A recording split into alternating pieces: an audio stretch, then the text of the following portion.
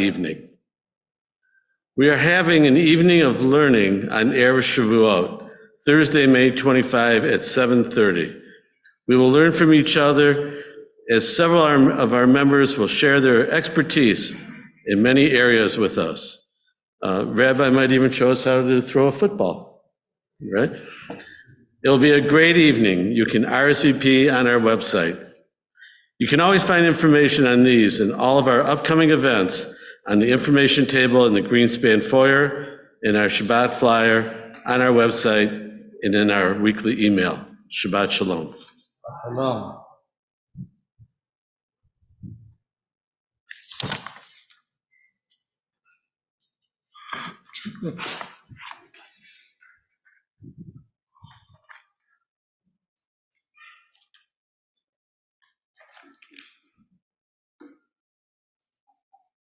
Shabbat Shalom, definitely. Happy birthday also this week to Harry Robbins, Arkady Shagaradsky, Dana Eisenberg Agrest, Sarah Kahn, Dorothy Lopatin, and Noah Goldberg. Mazel tov to all of you. And thank you to everybody who helped make services happen this morning. We start off with Jeff Kirsch, leading off with Psuki de Zimra and Birchot HaShachar. Jerry Katzman led us in Shacharit, at least find the Torah service. And Musaf, our Torah reader, was Rabbi Pachter. Our floor captain and Haftorah reader was Jack Light. Our Gavai, Steve Rabinowitz. Thank you, everybody. What? Digital Gavai was Mark Bettman. Thank you. So, before my family moved to Idaho when I was 13, we lived in a town called Piedmont, California, which was an almost entirely white island in the middle of Oakland, California. The only black person who was in my school, even though it was surrounded by Oakland, California, the only black person who was in my school that I can remember was a boy who, according to my parents, attended the Piedmont school system because his mother worked for the school system. And Piedmont was not just white, but it was so white that no matter how white and pasty our skin may have been, we were not allowed to join the local country club by the country club bylaws because we weren't white enough. Yet when our parents told us,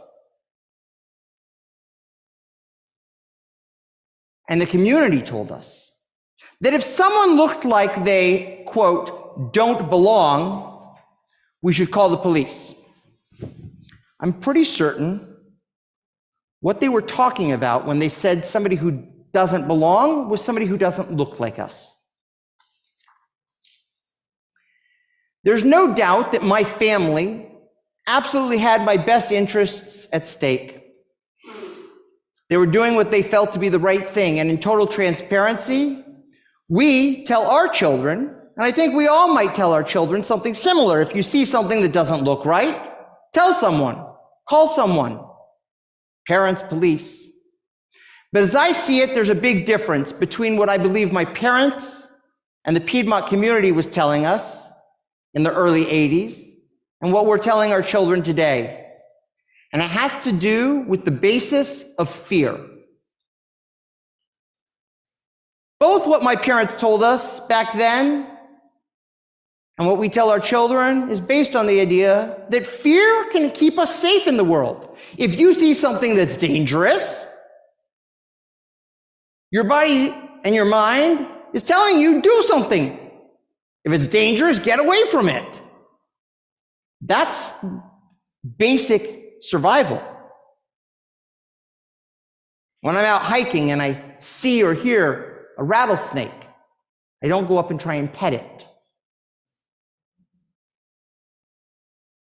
When I used to be, but what happens when the narrative that's at the basis of our fear is not based in truth and reality? What happens when the narrative at the basis of our fear is a complete fabrication of our mind, or worse, was developed to elicit a certain societal response for a sinister purpose.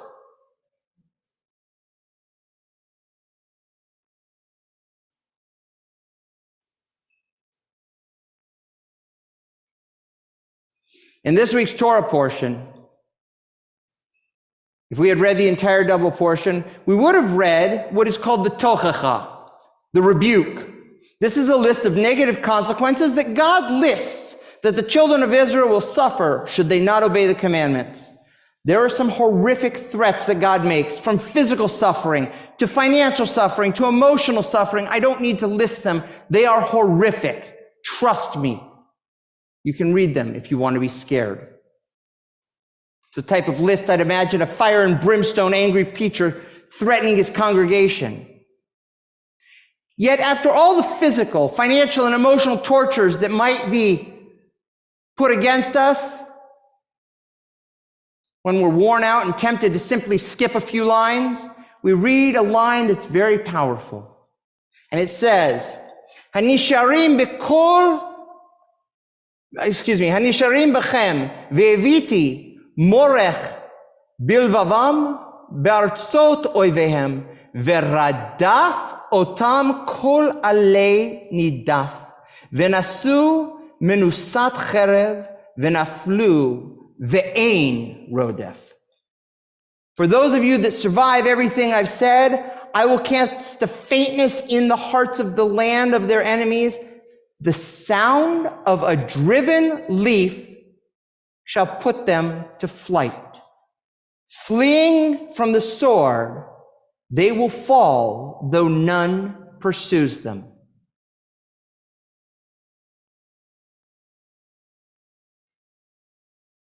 God promises those people a life of fear. Not a fear of an approaching battalion or a dangerous animal, but a paranoia, an illogical fear which doesn't exist in reality. The idiom the Torah uses is the sound of a driven leaf. The story from the Midrash, the Talmud, describes this paranoia when Rabbi Yehoshua ben Karcha said, once we were sitting between the trees and the wind started blowing and dashed the leaves against each other, we ran, saying to ourselves, woe unto us if we're overtaken by the horsemen, the Romans who've come to destroy us. After some time, we turned and found no one there. And I understood the verse, they will be chased by the sound of a driven leaf. These unfounded fears come from a place of lack of knowledge and lack of connection and a lack of willingness to uncover the truth. As many of you know, I've returned this week from a trip with the Coalition for Black and Jewish Unity, where we traveled the Civil Rights Trail from Atlanta, Georgia, where we traveled to Birmingham, Alabama, and gathered in Central Freedom Park, where the infamous Bull Connor, the city's commissioner of, quote, public safety, unleashed fire hoses and attack dogs on children. It was here we met and heard the stories of Bishop Calvin Woods, an 89-year-old, well-dressed man from Birmingham, a civil rights pioneer, preached and sang with us.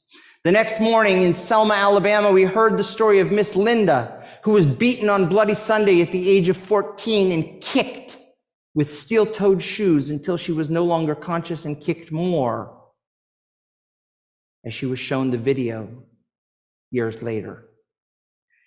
The youngest person to march from Selma to Montgomery, turning 15 on that march. We stood in the center of the slave market and the bus stop where Rosa Parks was pulled off the bus.